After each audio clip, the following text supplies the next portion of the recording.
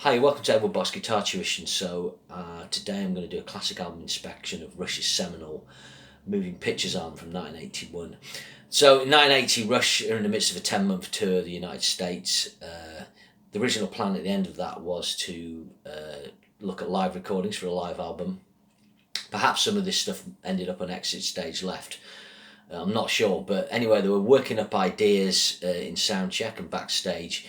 And at the end of the tour, they scrapped the plans for a live album and decided to decamp to the studio to make a new studio album.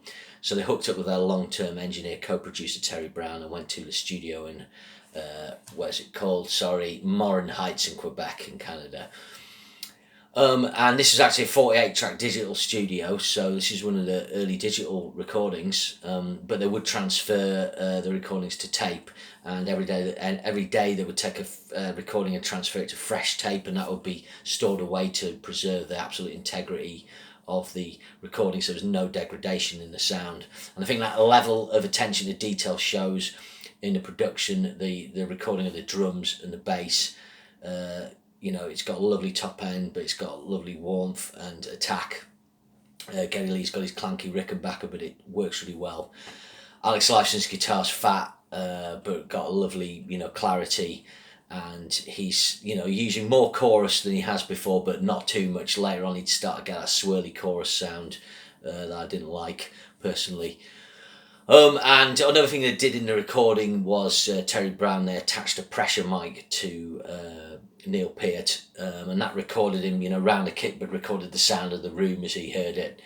And they used, the sound of that track in some of the mixes to add another sonic element.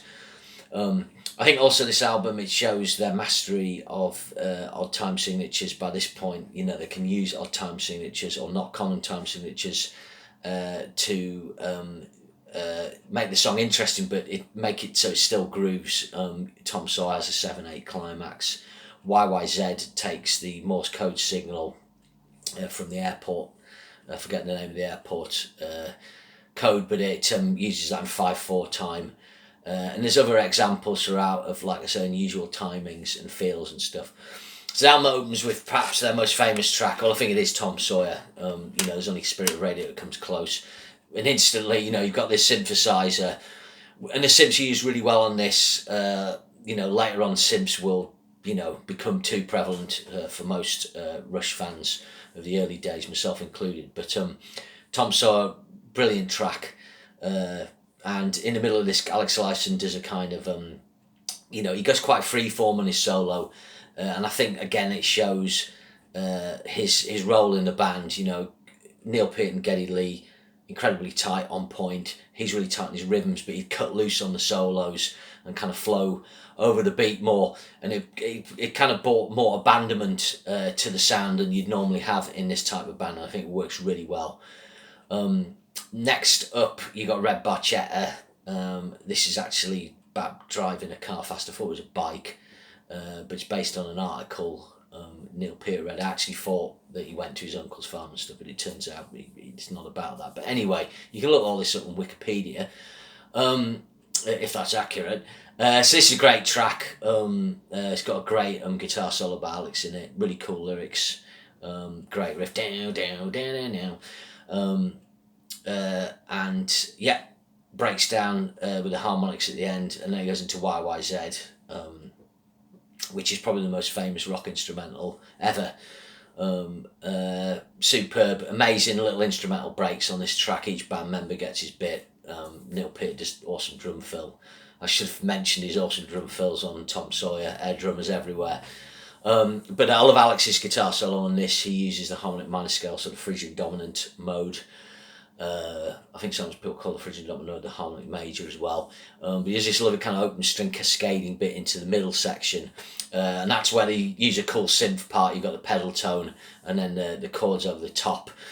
It's just mentioned actually in Red Barchetta, Alex, there's a bit with the stabs where Alex uses, the open D string and the upper triads on the G, B and high E types of shapes and the Pete Townsend would use.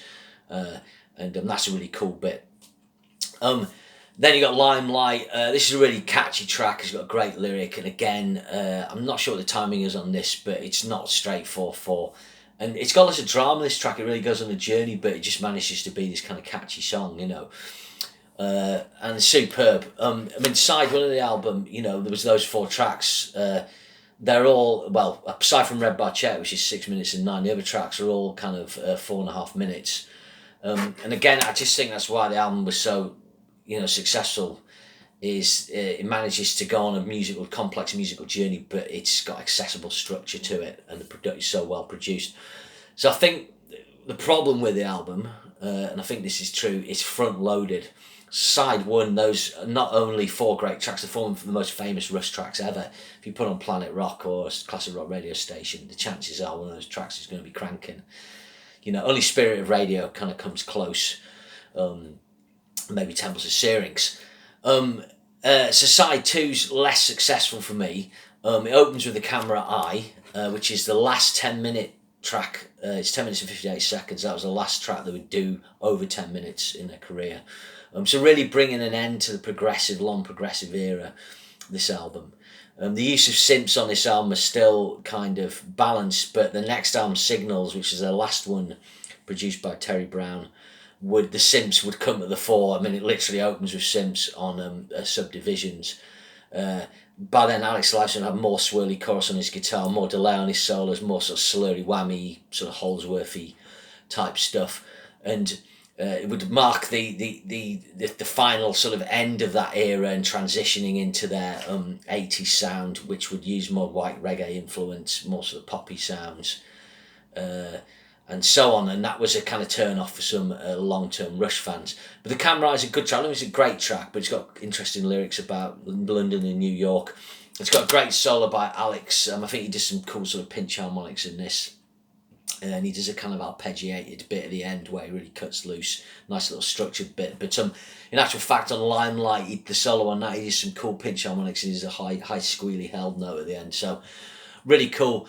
Witch Hunt's the deep cut to me. I saw them live back in 2012 playing this album in its entirety, and Witch Hunt was that was the stunning moment, because you know the other tracks really well, but the lighting design on that track for the show, it brought out all the strengths of the track.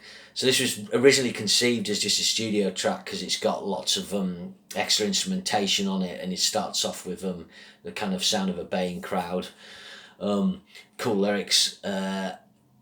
But it goes on a journey, but it's only 4 minutes and 44. Got a really cool timing on it, on the riff. Really, really cool guitar sound on that. So yeah, this is like the gem on side 2. The album finishes with Vital Signs. This is a track I like more now. It's got a really dramatic ending at climax as well. But I think it kind of shows again the white reggae influence of the Police. That kind of more poppy sort of clippy sound that they'll go for into the 80s. So yeah, I mean, 5 corking tracks on this, 3 good tracks. So for me, it's a kind of 8.5, 9 out of 10. I think I probably prefer Hemispheres, their ultimate prog out album. And I think some fans maybe are as interested in listening to this sometimes because you hear these songs so much. I'll probably put on the radio now and Tom Sawyer will be on somewhere. But it's sold 4 million copies in the States alone. It's 4 times platinum in Canada, 400,000 sales, silver in Britain, 60,000 sales. So there's nearly 4.5 million sales there just from 3 countries. So I suspect its worldwide sales are close to 6, 7, 8 million. It's their most successful album, it's the most well-known album.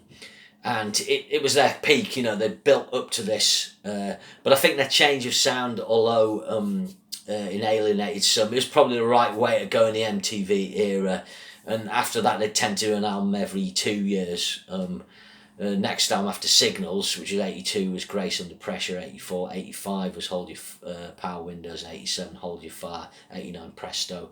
And there was this battle to get the guitars back, which finally won through on the Counterparts album in 93, which I think was the sort of best later album. Really good production by Peter Collins on that. But I think I sort of covered everything there on that. I think this is about the 4th time I've done this, and I've managed half the length. So Yeah, I've probably missed some stuff, but anyway, yeah, it is still a classic album, 40 years old today. Rush's Moving Pictures. I hope you enjoyed that. Cheers.